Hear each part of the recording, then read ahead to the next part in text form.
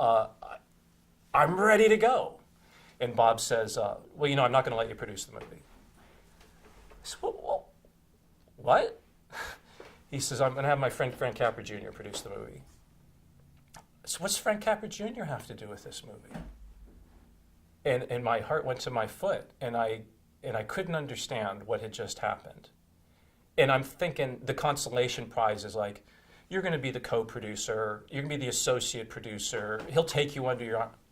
No, it was like those words he said to me, you. And I think that's my reward?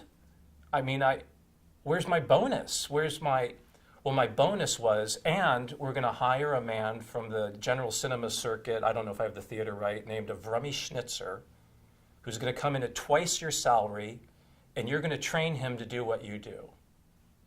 I didn't even have to give it a second thought. I said, how much notice does a guy have to do to quit here? Because I'm giving it to you now.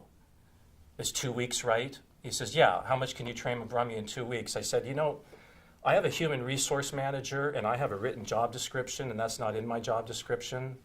And I'll do everything that I'm supposed to do. If you think for 1 second, Mr. Ramey, that I'm going to train someone who's obviously going to take my job at one point and already makes twice what I make. So the first thing you're going to need to do is give me a contract for a term. And the second thing you're going to need to do is pay me twice what he's making. Well, we can't do that. And blah, blah, blah, blah, blah. I said, like I just said, I'm not asking you to. I'm quitting.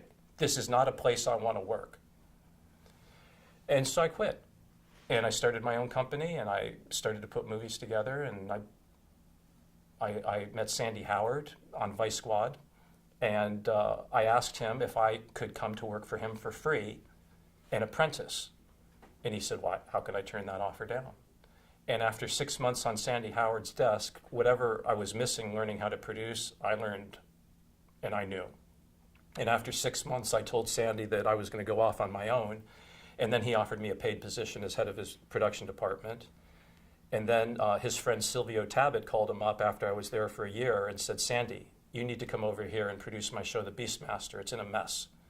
Sandy says, well, you know, I can't go, but I've got this young man who I've been tutoring, and we just got back from Mexico on Triumph. It's a man called Horace, and he's ready to go. And I tell you, Silvio, you should hire this guy.